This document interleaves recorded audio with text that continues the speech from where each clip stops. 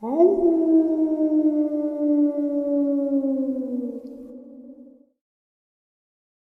and salutations, folks. I hope everyone is doing well, and welcome to Saturday's upload. And yes, I said Saturday. That means one thing. Saturday Nightmares, live from upstate New York.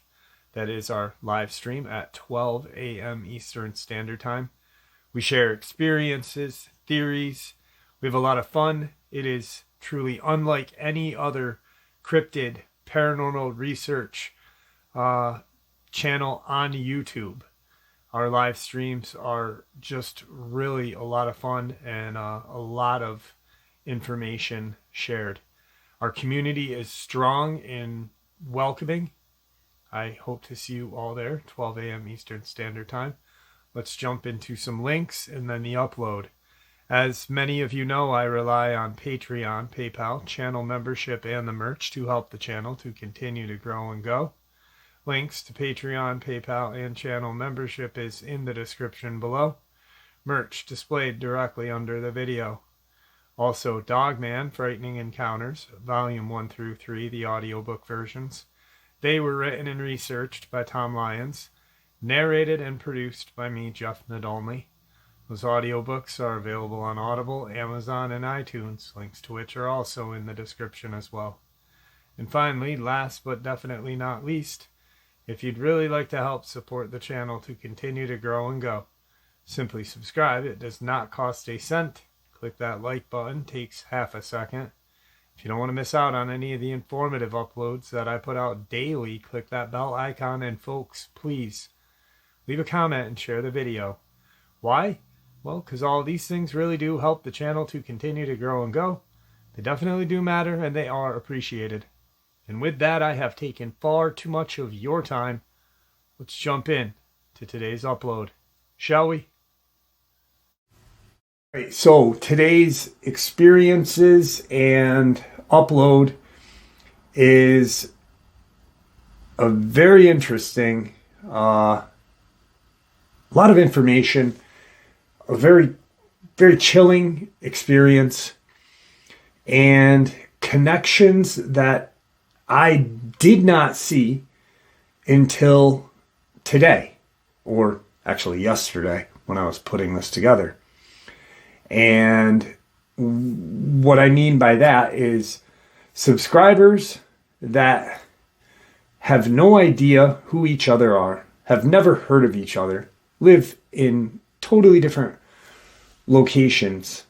Their experiences are so similar, and the connection is much deeper than I ever thought. This experience comes to us from a gentleman named Trevor, and his experience happened in Archuleta County, Colorado.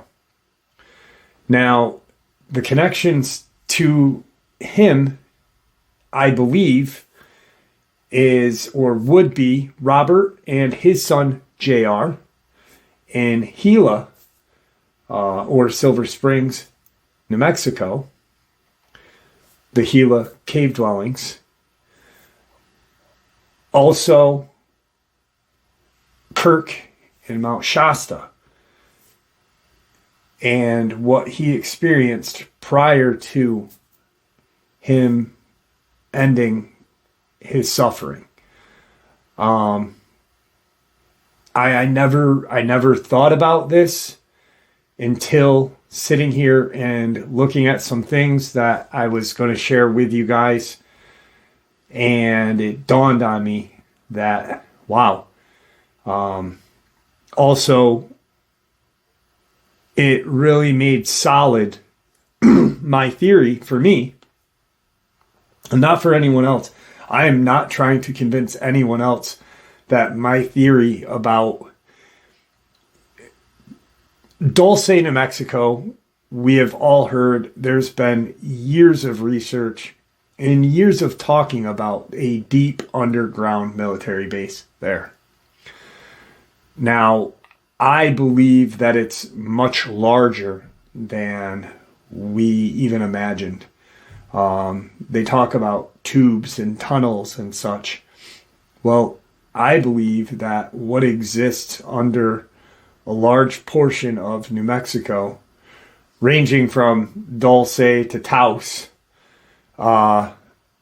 and north into Colorado, I believe there is a deep underground city or a much larger facility than we ever thought possible.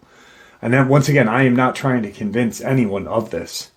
I am just sharing information with you that I feel is true. And a very horrific experience.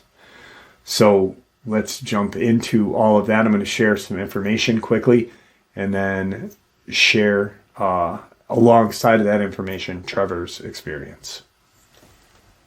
So now that I've talked a little bit about that deep underground facility / city, and when I say that, I don't mean a city like LA or New York or Atlanta.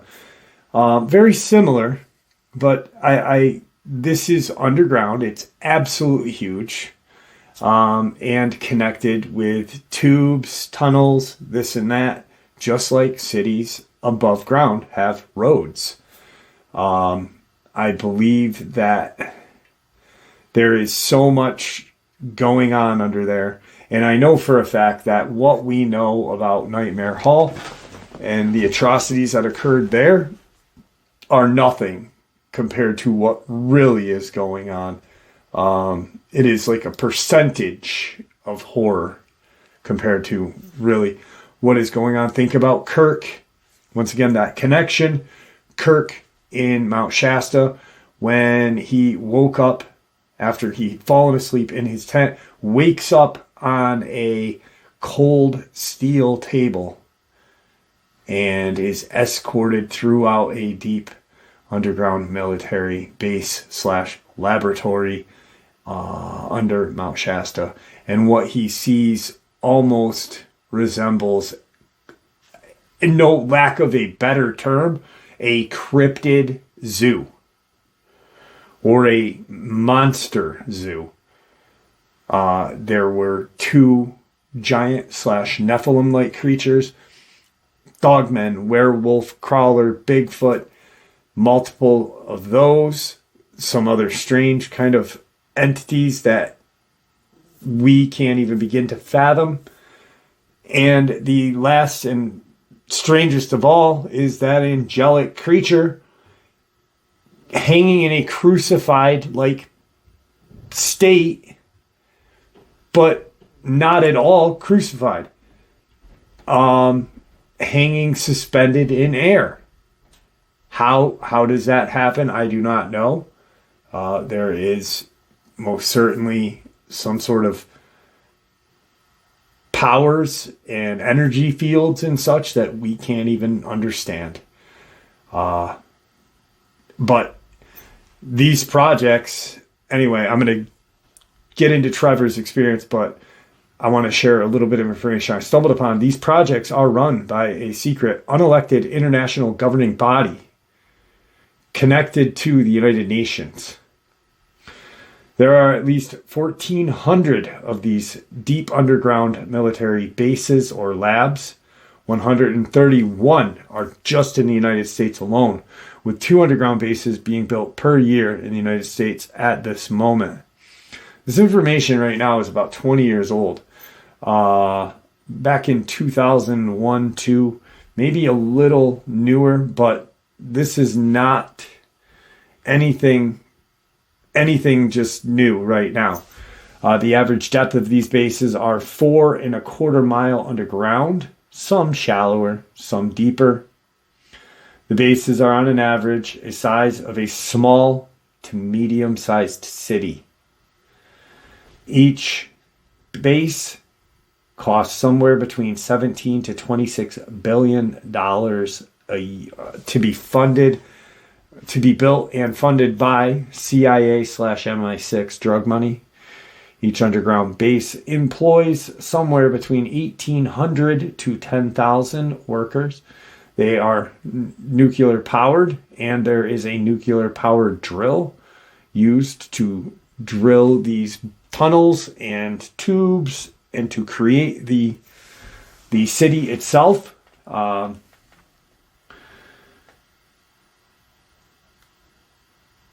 National Security Agency information. A gentleman was subcontracted in the 80s and worked with the NSA until 92. He was a senior electrical engineer in Los Alamos underground base in New Mexico.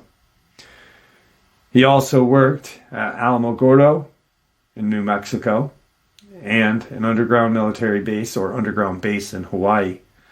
He said Los Alamos base goes 2 miles underground and is the size of a small city. While he witnessed rows of caged humans, tall gray aliens, and reptilian aliens, he states the NSA is very hard on all subcontractors and people that work there under severe conditions. According to this whistleblower, the U.S. federal government, United States Air Force, and Department of Energy run a base in Hawaii. That base goes down 2 miles and stretches out into the Pacific Ocean. It was here that 3 very tall and muscular Nordic-looking men, who, according to this man, were reptilian/human hybrids because their eyes would shift into having vertical slits for pupils, chased him along the motorway there and threatened to kill him because he had overheard them talking about some piece of high technology. Understandably, he had been emotionally scared of these experiences. Back at around that time, there had been a lot of engineered. So this man heard all of this, heard about this, technology and kind of weaponry, was chased. And shortly thereafter, HARP had engineered some earthquakes on the West Coast. That's exactly what they were talking about. That is the weapon that they were talking about, HARP's earthquake machine. There's currently an internal war raging in the global intelligence community regarding the agenda of alien. It's between negative and positive factions. These are some dates, but I'm not going to get into those dates. I'm going to go into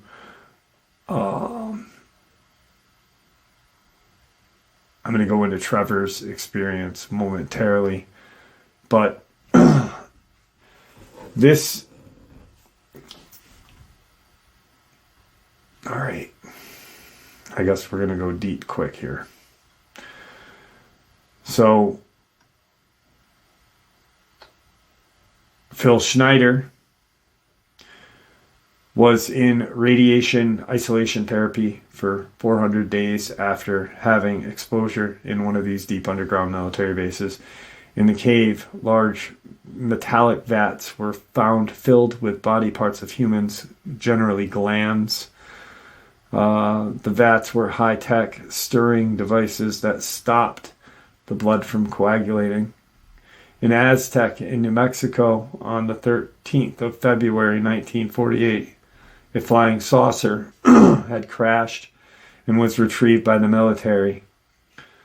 That craft was transported to Wright-Patterson Air Force Base. People in Aztec carefully guarded their words in the account of this crash, but that is just a little bit of information. Strangely enough, there is a lot of people that have gone missing in these areas. And if you think about, you hear about these people throughout time and reading into things, I'm sure many of you guys have read Bill Cooper's book, but, never thought about that connection. Obviously, a lot of people are aware of who Aleister Crowley is, but a lot of people think he was a madman, and he truly was a madman. But did they know that he was an MI6 operative at one time? It's very strange, the people that are kind of looked as quacks like Phil Schneider, Bill Cooper, Thomas Castiello, three heroes.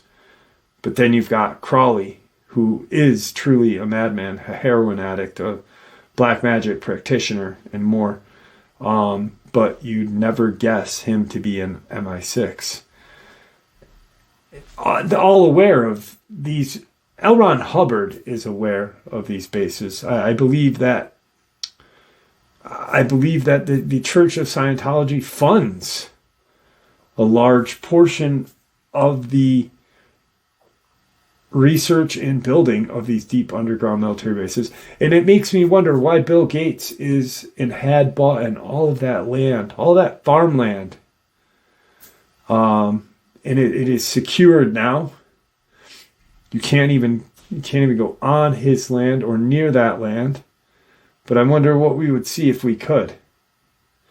I heard that the property that he owns, in that farmland that he bought, you cannot even fly a drone over that without serious repercussions. So, just unbelievably,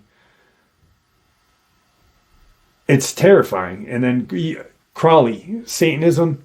What do I believe these aliens are? These gray and reptilians?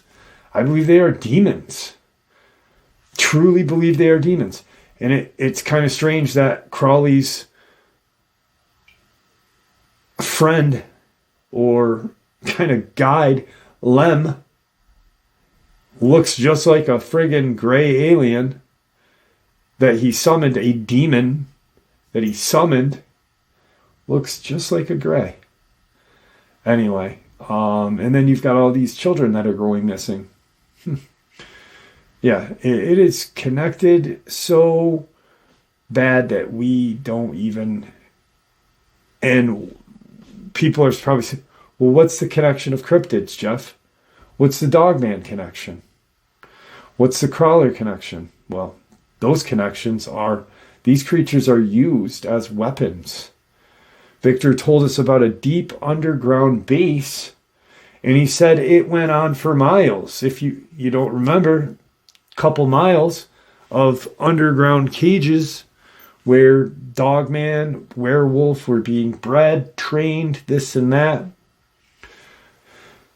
That is just that training area and that deep base, that deep underground base, I will tell you, is in Virginia, and it is where the CIA farm is. It is in that vicinity. Now, that farm, it is called CIA, the farm, it is their training center. It's Camp Perry, and which is located in York County, Virginia.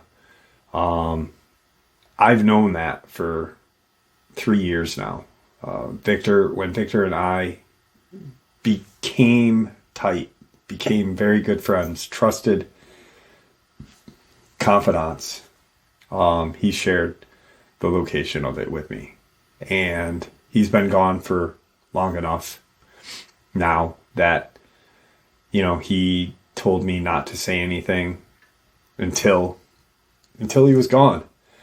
And I I remember people would email me, random people, saying, I know where it is in Virginia, Jeff. I know right where it is. Even though I knew, because Victor had told me and showed me some very interesting pictures, where it is. And Camp Perry is located on the York River. You've got a naval base right there. You've got the CIA training program. You have a large amount of military and intelligence, government intelligence, clandestine agencies right there.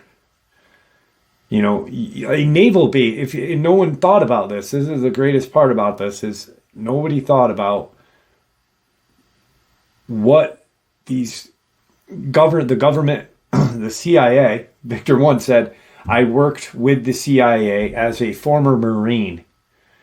Well, what Marines are technically part of the Navy. They won't admit that. Yes, they are their separate entity, but they are affiliated with the Department of Navy. If you think about all of that, it was more or less a clue in all of our faces. And but that is a deep underground base. That base that Victor worked in resembled the alien base in Mount Shasta. You've got glass cages that are holding creatures, monsters in. Dogmen. In Shasta, same thing, but Nephilim and other kind of angelic creatures, if they are even that, I don't know what that creature is. I myself would say, yes, maybe it was an angel, because if these greys and these reptilians are demons, what would be the prize choice and prize capture? Be an angel. To me. And how is it not breaking out of that glass? They are so powerful, you know. Be able to break out of that glass enclosure. Well, it's not glass. It's not a glassed-in enclosure. It's something more powerful. How isn't a dogman or a werewolf busting through these glass enclosures that they're trapped in underneath Camp Perry? It's all connected. All right, so there was the connection with a subscriber, Kirk and Victor, the enclosures. And I had stated that this, you know, with the experience that I'm going to share with you right now, there are connections. Now, Trevor, the gentleman that I talked to last night, his connection is with JR and his dad, Robert. Very similar experiences, but not really. And you will see why momentarily. So Trevor was 29 years old during the event. It happened in 2019. And he had gone out to an area in Archuleta County, Colorado, with his girlfriend, who, out of respect, we will leave her anonymous. And during this time, they had been together for quite some time. They were talking about getting married, starting a family. When they met, Trevor was not into hiking or camping or anything like that. He met his girlfriend, and they were two different people. Trevor came from a upper middle class family out of New Mexico. Went to played baseball all his life. Went to college playing baseball, and was on a farm team for the major league baseball. And he had an incident where he had hurt his leg and couldn't play anymore. So he had never really gone camping or hiking or anything like that. His family just totally different than his girlfriend's family. His girlfriend's family actually are a large contributor to a camping and outdoor apparel company that is fairly well known, actually.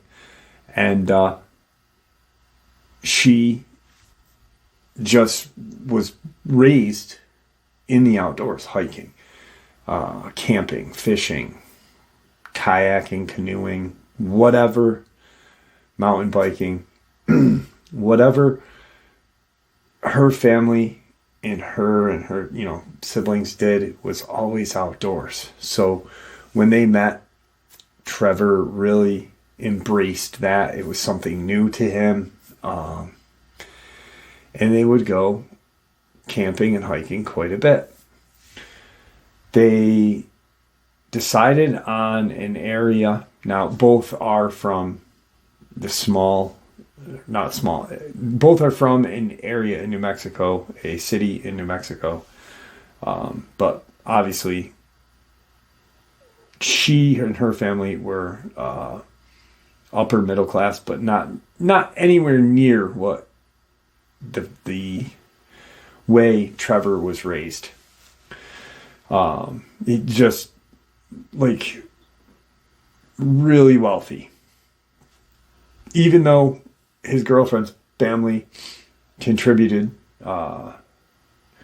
money to this outdoor apparel thing, they just nowhere near. And so, but they fell in love, and when they met, and when you meet new people, you pick up their hobbies and the things they like to do. And that's exactly what happened. So they had decided to find it. They found an area, Archuleta County, Colorado, and she had heard about this area called Insertion Point. And to get there, you actually have to drive on a Forest Service road.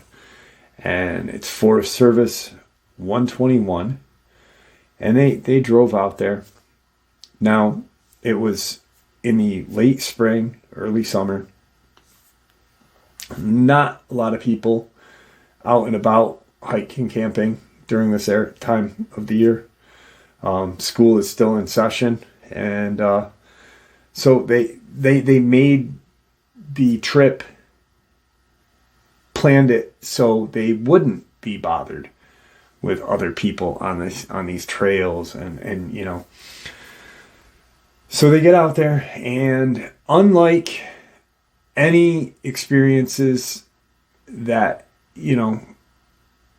I've ever shared, it was almost right when they got out of their vehicle that shit went sideways for them. And they didn't realize just how sideways everything was until it was too late. So they park and they get out of their car and they proceed to get their packs ready. His pack is obviously bigger than hers because he's got the tent. He's got, she's got her own pack and sleeping bag, but he's got the tent. He's got more stuff than she does. He's carrying a lot more in weight and stuff. Now,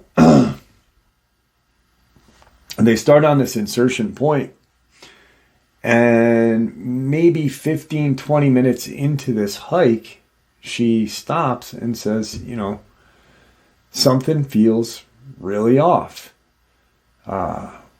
When was the last time you heard any birds or any kind of noise from wildlife? And he stops and he thinks, and he's like, I don't know. I haven't been paying attention. Not being aware of a term called the Oz effect is when the forest and everything goes quiet and still, that there is a large predator in the area. Not necessarily, but I'd say 90% of the time that is true. Whether it be a cryptid predator or a regular animal-like predator.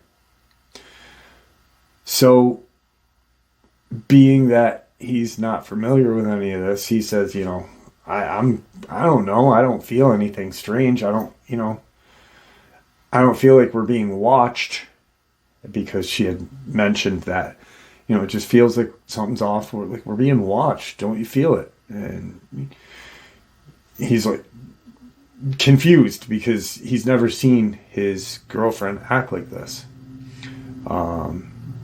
Intimidated. So they keep going. And about 45 minutes to an hour into this hike now, and they are traveling kind of at a northeastern kind of hiking trail. He is walking, and she's leading the way. He's, following behind, but not too far behind. But he's looking and taking all of the just beauty of this area in Archuleta County. And he's looking at the trees. He's taking it all in, because this is still, even though they've been together for quite some time, every time he goes on these kind of outings with her, he's just always amazed at how beautiful, the areas they are at. So they get walking, and he, out of the corner of his eye, notices what he thought was a wolf. But something was off about it instantly, and he kind of, in a low tone, but good enough for her to hear it, he says, "Hey, did they introduce or reintroduce wolves into this part of the, county?" And she's like, "I don't believe so. I don't, why, what do you mean?" And he's like, I swear to God, I just saw a wolf between these trees. And I'm not sure, because, I've never seen a wolf in real life. So now his girlfriend is kind of looking around, nonchalantly, like trying to see what he saw. Because he's adamant. He's adamant that he just saw a wolf, And it was off in the distance, You're in this large forest of pine or conifer trees. So there's, you can see a distance away, but these rows of trees all throughout. So he's trying to see and kind of navigate or point to where he had seen this wolf. And he kind of says, "Hey, over on this side, it's kind of to my right there." And she kind of peeks behind, and she doesn't see anything. But he, is like, I can see it right now. And then she catches the tail end of it. She sees a large tail of this creature, and she says, "Whoa, that's not a bear. That obviously, I think that is a wolf." They do not have firearms. They, at the time, he did not believe in firearms. His upbringing, it's not his fault that he doesn't, he just was brought up in a different kind of home where we don't have firearms. But they have a flare gun with them. And she says, "Take out the flare gun, and I'm going to take mine out. Just, do it quickly and do it quietly. And if it approaches us," she goes, "fire at it. Fire right at it. It's not gonna kill it. It's gonna startle it, hopefully, and it'll run away." She said, "But I'm gonna keep, mine. I'm not gonna fire mine in case there's another one, or there's, a couple more." She is aware that, if there's one wolf, there may be two. And she did catch the tail end. She didn't see what he did. And so they both do pull out their flare guns. And, you know, like I just said, it's a deterrent. It is not going to, it is definitely not going to kill one, you know.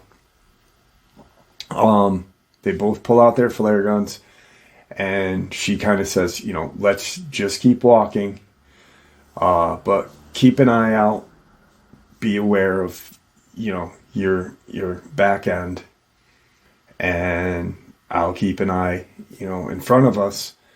You just keep an eye on the side, and I'll keep an eye on, you know, the left, right, front, back. So they continue to walk, and probably not very far down the trail, she dead stops to the point where he's not paying attention. He's kind of looking over his shoulder. You know, he's very aware. He's hyper aware now at this point. And he just boop right into her. And he's like, you know, what's going on? She doesn't say anything except, you know, look. Look. And because he walked right into her, you know, so he kind of looks over her shoulder to where her head is. And right in front of them on the trail is two enormous wolves. Too big to be a wolf. He says to her, you know, there's two of them. And she says, what about the one that's behind us?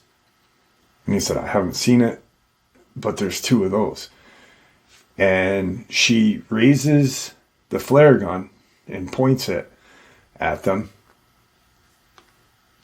As she does that, they stand up.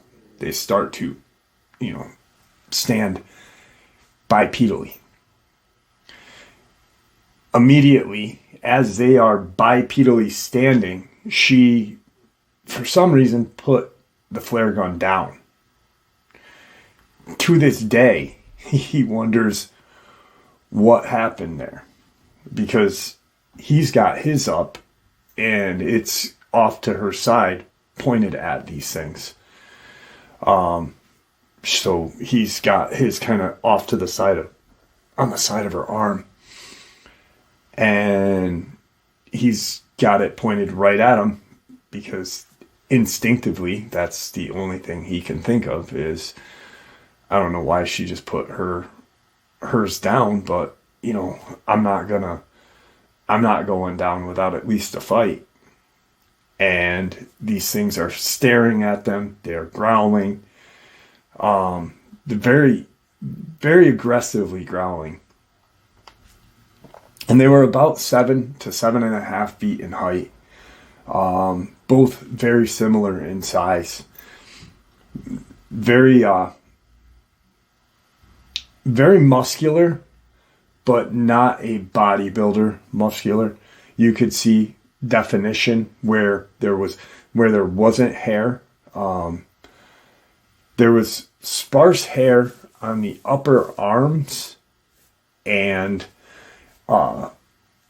there was like hair across the chest, a large patch of hair on the stomach, but you could see like a pectoral, and its bicep muscles were defined. There was definition in them, but not like a human's arm would be defined.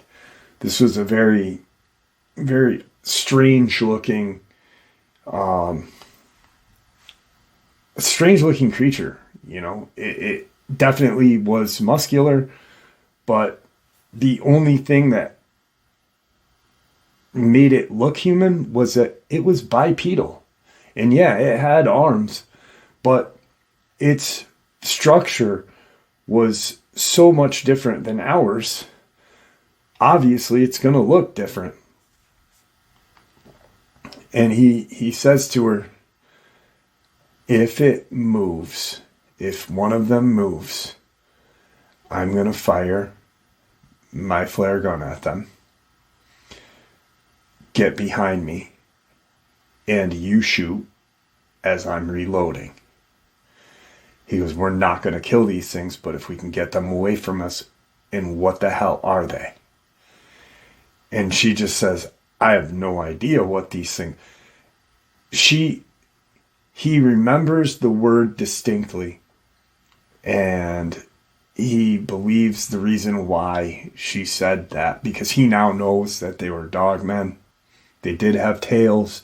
They were this kind of dark brownish gray color. They were primarily a brownish color, but there was gray kind of markings on them. Instead of a white, it was almost like a gray color, a very dark gray color. She says, I think they're skinwalkers. And he obviously knows that they were not skinwalkers, they were dogmen, but because of what she was into, she would listen to creepypasta channels, and she was a huge fan of the YouTube channel Corpse Husband, who was a very large creepypasta channel. He has a very deep, dark voice because he's very sick. He has a something wrong with his esophagus or something, but she was very much into listening to his channel and a few others, but that's why she said, I think that's a skinwalker. And as she says this, it takes a step. The one that didn't take a step, actually, as it stepped, the one stepped, this one dropped to all fours. And that one kind of stood there looking at them. And the other one that was on all fours started to kind of look off to the side. Quite a bit how a dog would. It'd turn its head a little, but try to keep its head straight at you. And Trevor was seeing this. He was trying to figure out what exactly it was looking at without turning his head. So he's looking out of the corner of his eye, which isn't doing any good because he's hyper-focused with that flare gun on them, praying that, if it does hit them, maybe it'll burn them and they'll run away. Or maybe they'll be afraid of the fire, that's coming out of this at him. He is not firearm literate, like the thing that it may do, it may burn them. It may burn them. It more than likely would frighten it, if it was a regular animal, like if you fired a frickin' flare at a dog or something, or a wolf or a coy dog or coyote. But it is not you are not deterring a dog man with a flare gun. Unless you hit it in the eyeball. Which, but at least they had something with them, better than going without anything. He's just kind of like, at that point, he's very concerned about why that dog keeps turning its head. Not dog, but dog man. And he, in his mind, says, fuck it. And he turns and looks. And there's the other one that was behind him. He could tell because he remembers that the back end of it, a large portion of that back end was almost like this spotted gray color with black in it. And it was very little brown to this one. It was all this grayish black, kind of a charcoal color. And he kind of nudges her and he says, the one that we saw a couple of minutes ago is the one that one keeps looking at. They're like screwed at this point, and she's like, I don't know what to do. And he goes, just raise your gun to them. Maybe they'll figure it out that, we have a firearm pointed at them. Not thinking that these are orange safety guns, and I don't know if dogmen can see in color. We do know that they are aware of firearms and what they are and what they could do. So hopefully they do not see color, and they are thinking, okay, these guys got 2 guns pointed at us, but there's 3 of us. The blackish one, literally from where it was standing, was in front of the first 2, staring at Trevor and his girlfriend. In a matter of like 1.1 seconds, it jumped, and you could hear it hit the ground with this heavy kind of thud. And then it turned and looked at both of these, Trevor and his girlfriend. So it's standing between these 2 dogmen and Trevor and his girlfriend. It's not too far off from either side either. It starts to growl very loudly at the Trevor and his girlfriend, at the 2. And it immediately, just within a second or half a second, is standing bipedally. And it kind of just raises its arms up. This one is a little shorter. It's, for some reason, he said, I think that one was the leader, but it was a little smaller in height than the other 2, but it was definitely outclassing these things in the muscular and wideness of its shoulders, chest region. It was very, very muscular. And it's now kind of looking at Trevor and his girlfriend. It turns around and looks at the other 2 and growls this just horrific growl. The one that was standing drops down, and they run off to the side and right past Trevor and his girlfriend. So imagine you have 2 dogmen standing bipedally. One then drops to a quadruped. Then there's a third that is standing between you 2 and these 2. Only armed with a flare gun. And the 2 ran straight at them, but then just separated and ran right by them, to where both he and his girlfriend, for less than 2 seconds, 2 to 3 seconds, they literally had taken their eyes off of this one in front of them as these 2 went by them. So you're gonna immediately, yes, there's one in front of you, but these 2, where are these 2 going? Are they gonna get us on the way through? So they turn to look at each side of them, and they see, it's right behind, both are behind them. Now, both standing quadruped. They turn back to see what that one's doing, and it is now no shorter or further than 10 feet from them. Like, it is 10 feet in front of them, to where the point that he could smell this just rancid, not like dead animal or kind of debris or whatever, but just this rancid breath on this thing. It was terrible. And he's behind his girlfriend, and he immediately pulls her to the side of him because he can't put her behind him because you got the two behind him. So it's a side of him. He's now face to face with it. And they hear the two coming up behind them. He turns to look, and there they are. They immediately are pretty much pushed or escorted down this trail.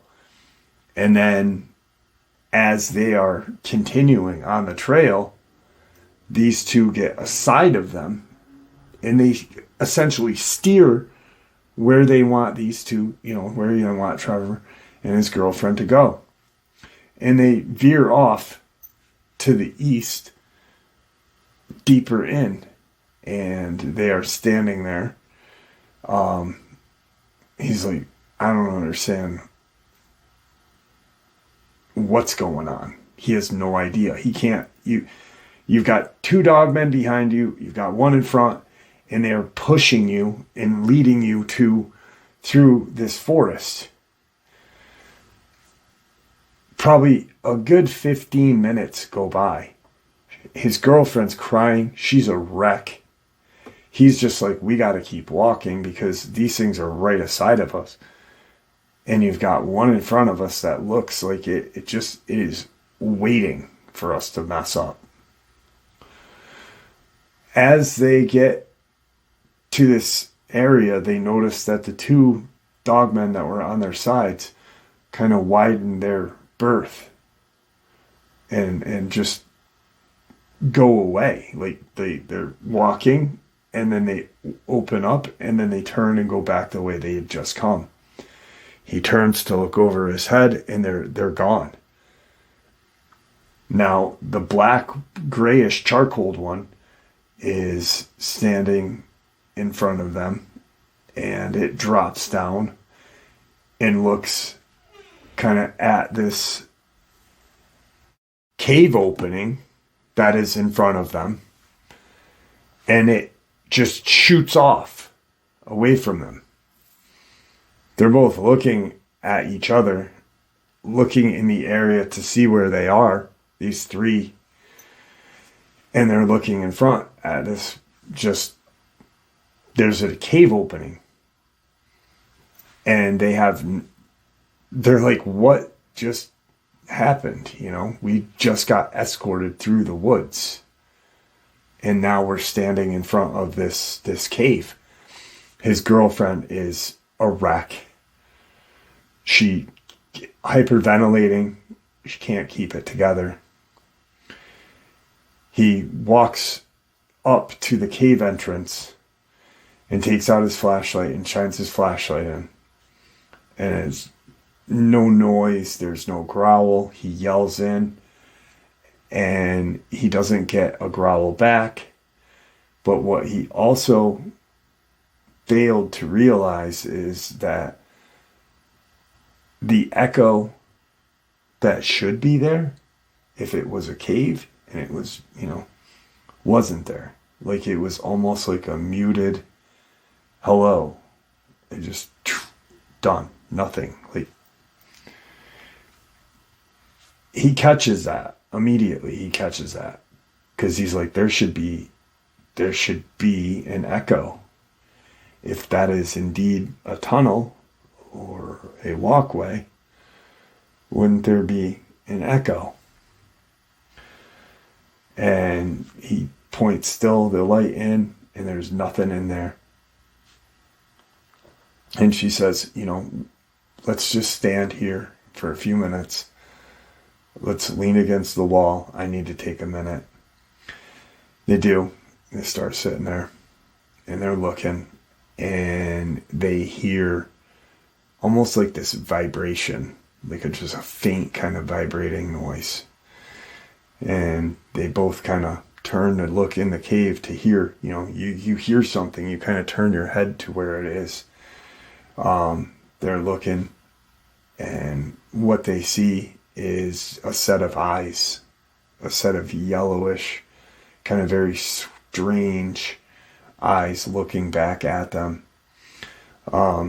They have like a reptilian kind of pattern to them. She tells her husband looks in, and sure enough, there's these just yellowish eyes staring back at them. He's baffled. They're both baffled. All his mind is I gotta protect my girlfriend with a flare gun against 2-3 dogmen and whatever this is, and he's imagining that this is another one of them. Instead, out walks this very strange kind of almost crawler-like creature is standing in front of him, and it lets out this hiss. Now, the thing that was weird about their crawler experience, this crawler, they were led to the cave, and a cave that, you know, obviously these creatures know, these dogmen know what was in there, but it lets out this hiss, this just hissing sound, and doesn't do, you know, anything to them, but just lets out this sound. It's got ears, unlike the regular, you know, like what we picture crawlers in these AI generated videos or whatever they're called. I don't know. I call them crawlers, but it did have like Bat Boy kind of a look to it. And if you don't remember Bat Boy from like the late 90s, that was Inquiring Minds, and they had this kind of weekly write-up about the Bat Boy.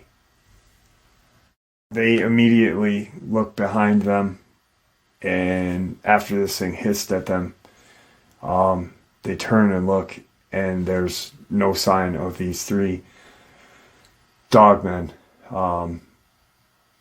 This creature in this cave, this crawler-like creature that was so, you know, I myself think that a crawler was genetically created by the Greys with reptilian DNA as well.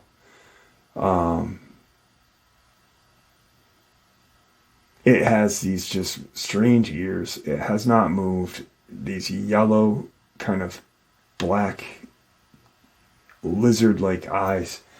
And they just take off. They turn and just start running. He's not running as fast as he can. Obviously, he's, you know, trying to make sure his girlfriend is safe. He's got this heavy pack on, and they just keep running. They get about a mile back to where their car would be, back to Forest Service Road 121. And they stop and they start talking, like, what the hell just happened? It was, you know, they have no idea what just happened, what led us to these things, and what was that thing. They don't hear anything. They don't see anything. They eventually get back to the road and get into their vehicle. The packs are off. They weren't even 3 to 4 miles in when all this happened. It literally happened from probably 5 minutes of being out of their car. Probably like the second their feet touched that woods, these things were aware of, you know, Trevor and his girlfriend. They're in their car and they proceed to drive back home. They're not talking. They're not saying a word to each other. She's just frantic and driving. He's terrified, you know, like, I just don't know what just happened. They get home and they talk about it a little bit. They never went back to that spot. As they are talking, he's, you know, kind of rationalizing it, putting things into perspective. They had pulled up some YouTube channels and other things to kind of help figure out what just happened, like the people, anybody in the day of the internet, like if I had the internet in 1994, I would have definitely for sure not went to a used bookstore to find a book on cryptids. I would get online, obviously, but they can't, like, she's terrified because she doesn't want to go online. She doesn't want to figure out what these things were. She's, I didn't have the opportunity for the internet. They have the internet, but she's terrified to know what they were. She's looking up YouTube, but, and they come up with the rake. They come up with Dogman, obviously. And they figure it out that, we saw a crawler and 3 dogmen.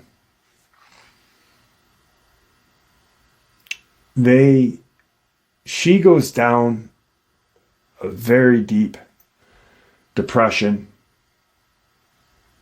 He goes into a rabbit hole, a deep dive on anything cryptid related, on any kind of subject. And they eventually, kind of come to terms with what happened. They don't talk about it for a while.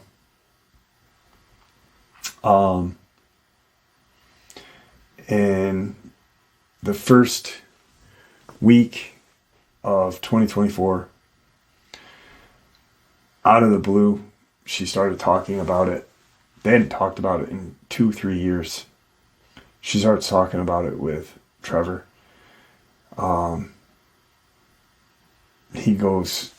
He's got to go to work, and he goes to work and he comes home only to find that his girlfriend had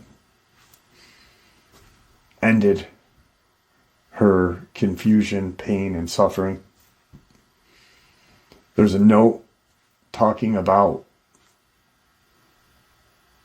dogmen, talking about crawlers, but she had written, these things will follow us forever. We will never be free of them. I'm sorry that I brought you to that location and almost got you killed by these things. What would have happened if we went in the cave? Just a whole bunch of what ifs and blaming herself. Obviously, he's, calls the authorities, and he didn't show anyone that letter because it's his private, beliefs. She was so affected that even though she would listen to creepypastas, and not after that time, she stopped listening to any kind of creepy story. She wouldn't watch a scary movie. Just it mentally changed her so bad. And that letter was just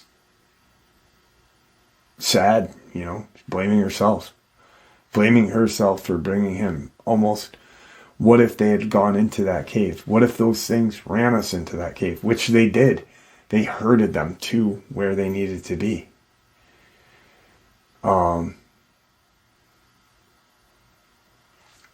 Connection would be how JR was in Gila Forest, National Forest, hiking. And he had come across, some very weird things on his hike. He heard some weird noises. He eventually sees these crawlers just mob piling with this dogman till it was done, and then watched very, very briefly, because he wanted to get the hell out of there, them try to pull the dogman into this cave that they were in front of. But she never could regain any kind of cognitive thinking. So there is a connection to JR, the cave, and all that, but another connection is to Kirk too. I've got another one in Oklahoma where a guy had he was fishing and had his experience, dropped his grandfather's very special custom-made shotgun. And then he ended up ending his suffering and stuff. So there's the connections. But what if they were brought into that? And why were they hurted like that? But why would that one come out and accurately think like it's tragic, you know, and he's got to live with that for the rest of his life. Her blaming him for her suffering, or her blaming herself for her suffering and possibly causing him damage, his mental damage, physical damage. What if they had been attacked and killed? Another quick connection. Robert, the North Carolina sheriff, and he and his wife were cooking. She saw it. He saw it. A dogman come out of the woods. She was grilling a steak on the grill.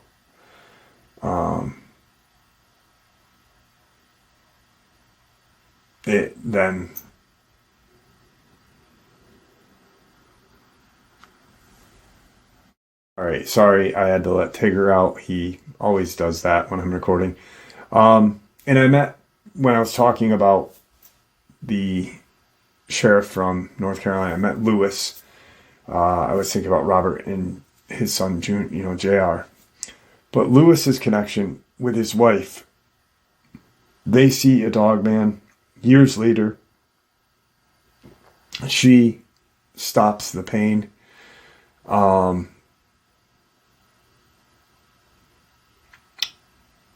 Kirk, these connections are so, and I just started to realize it. I'm like, these are like serious connections that really, from people that don't know each other, the outcome of these encounters all like mesh, and it's insane. It is insane. It's tragic. It's terrifying.